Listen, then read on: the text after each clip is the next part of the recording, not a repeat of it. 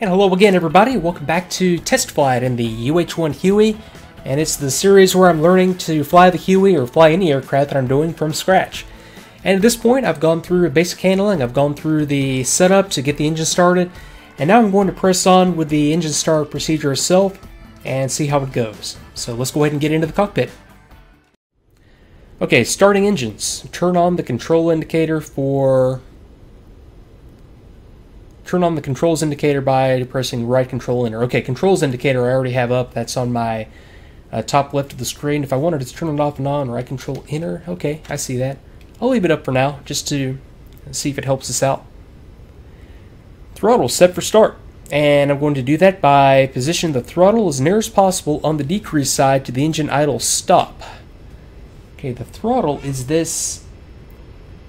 It's this little rotating portion of the grip, so I want to have that as near as possible on the decrease side to the engine idle stop position. To do so, roll the throttle fully left. Okay, so roll fully left from the full close to the full open position by pressing and holding page up, or like I just did then by I can mouse over it and rotate my mouse wheel. Hey, it looks like an F-18 took some damage. Okay, let's see here. Okay, so rotate it over, it went full left, so now I'm at the full open position. Okay, roll the throttle back to the right by, okay, until idle stop is reached and the throttle cannot rotate further past the detent. So rotate all the way over. Okay, I'm at the idle stop and I cannot rotate further. And engage the idle release switch on the collective control box. Okay, idle release switch is this button right here, bottom right on the collective. Okay, so depress the switch. Okay, got it. I depressed it and it held in position. And roll the throttle right of the idle position. The throttle would be now set as near as possible on the decrease side to the engine idle stop position as required for engine start. Okay, so let me rotate right. Okay, so it just rotated past the stop and the engine idle release switch released, or it came out. Okay, so what that means is that I'm now in the cutoff position on the throttle. So I rotated it past the idle stop and it's now in cutoff. Okay, that is different from what I read in the, or did during the tutorial. So okay, we'll see how this works. Press again to release the engine release switch on the collective box. It already released, so I think that step is not required. Okay. Engine start. Start as follows. Start switch, depress and hold. And I know from reading the manual that there is no actual start switch. This is just in there to simulate whatever you would actually do in the aircraft to start it. I think there might be like a key or something, almost like an engine ignition. It probably varies from Huey to Huey. Okay, start switch, depress and hold, note start time. And note, DC voltmeter indication. Battery starts can be made when voltages less than 24 volts are indicated, provided the voltage is not below 14 volts when cranking through 10% in one speed. Okay, so I think what that's telling us, if I go over to my voltmeter and put the voltmeter to battery and check my DC voltage coming straight off the battery, I'm good. Okay, I've got like 24 volts coming off the battery as is, so I'm good all the way down to 14 volts. I'll put it back to the essential bus. So I'm good for a battery start as long as I'm above 14 volts. It's another F-18 taxis on by.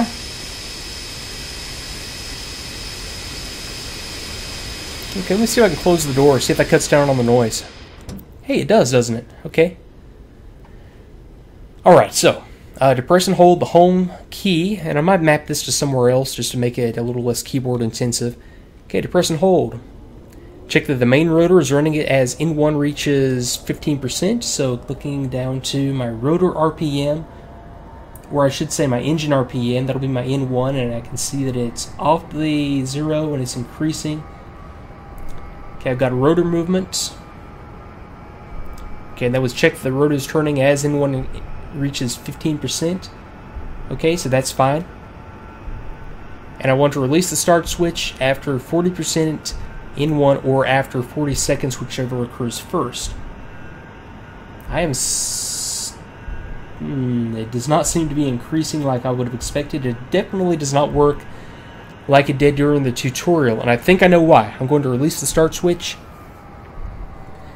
I think this procedure for the throttle setup, I either missed something or it's telling me to do something other than what I know that I need to do, because I know that I do not need to have the throttle into the cutoff position right now. So I need to have the throttle in the idle position during the startup. That just makes more sense. And it's just not going to start if it's in the cutoff position. So let me rotate it back out of the idle, back past the idle stop, and just put it into the normal idle stop, because before I had to press that and rotated it past the idle stop to cutoff. So let me just rotate it. Okay, now I'm on the idle stop position. Let me try this again. Let me depress and hold home.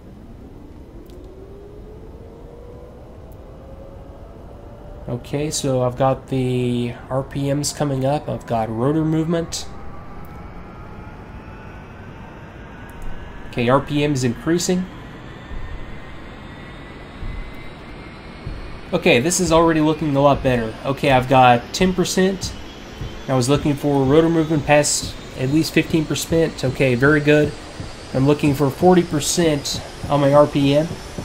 Or 40 seconds, whichever occurs first. And I'm not 40 seconds into it at this point.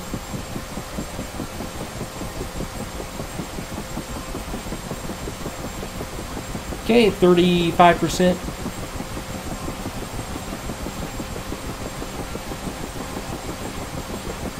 Okay, 38. Okay, good rotor movement. You can feel the aircraft moving around. Or at least you can't really feel it. You can see the visual indications for the aircraft moving around. Okay, 40%, releasing the switch. And okay, everything's just fine. It's staying exactly as it should be. Okay, I've still got 2 lights on, instrument inverter and IFF. Okay, that's just fine. And RPM limit, I am not above my RPM limit for that light to go out. So, okay, that's just fine. Okay, throttle. Slowly advance past the engine idle stop to the engine idle position. Manually check the engine idle stop by attempting to close the throttle. Ensure the throttle is kept in idle power as the engine is being spooled up. So I think, okay, what happened there is this step should be before this step. So, or actually, this should be the first step. I should depress the start switch, and then once I get RPMs increasing, then bring the throttle past the idle detent to the idle position and make sure that everything proceeds from there. Okay, and that's where I would manually check that the engine idle stop is engaged by attempting to close the throttle and engage the throttle, ensure it's kept in idle power as the engine is being spooled up. Okay, and setting the engine throttle past idle during engine start can cause engine damage or fire. Good to know. Okay, in 1, 68 to 70%. Hold a very slight pressure against the engine idle stop during the check. That makes no sense whatsoever. Okay. A slight rise in N1 may be anticipated after releasing pressure on the throttle. I have no idea. To get it to 68 to 70%, I'm not going to be holding the pressure against the engine idle stop, am I?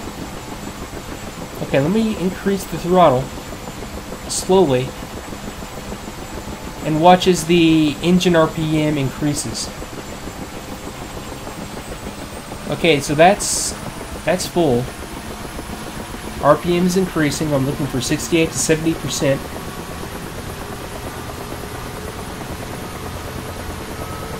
Okay, so engine RPM coming up and rotor RPM coming up and stabilizing. Okay, everything's in the green. And okay, it stabilizes at that point. I still don't understand what it means by hold very slight pressure against the engine idle stop. I'm nowhere near the engine idle stop, but I think that's what it's wanting me to do there, is to increase the throttle.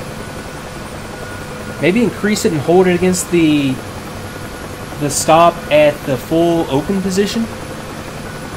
Okay, but regardless, 68 to 72% engine RPM. So that's a little bit low, but I'll take it for now.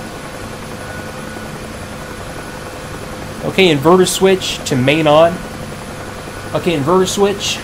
And what the inverter does is it takes DC power coming off the battery and now coming off of, since I turned on originally my main generator, it takes DC power coming off of the battery and the generator and converts it to AC power, which is going to be required for a lot of these instruments to work. So I want to go inverter to main on. Okay, so now I should have AC power available on the aircraft, and yeah, I've got my AC, or I've got my inverter's caution and warning light off. So that makes a lot of sense now. Engine oil and engine transmission oil pressures check. So oil pressures will be down here on my main console, and I've got engine oil, I've got transmission oil, and I've got good pressures in the green, and I've got good temperatures below the. I guess there's a little yellow tick mark right there to tell you if you're getting a little bit too high on those pressures. And GPU, ground power unit disconnect, and since I did a battery start, that is not required. Okay, so I think I learned a lot about the system there. So all that's required to get the engine started is DC power coming off of the battery. So DC power goes to the starter generator. That's going to give us power to start the engine. So the engine starts by going idle, or going cut off, and then as I depress the start switch, go to idle. Once everything is to 40% RPM, open up to full. And that's really all there is to it. Wow, that is very, very simple. Okay, so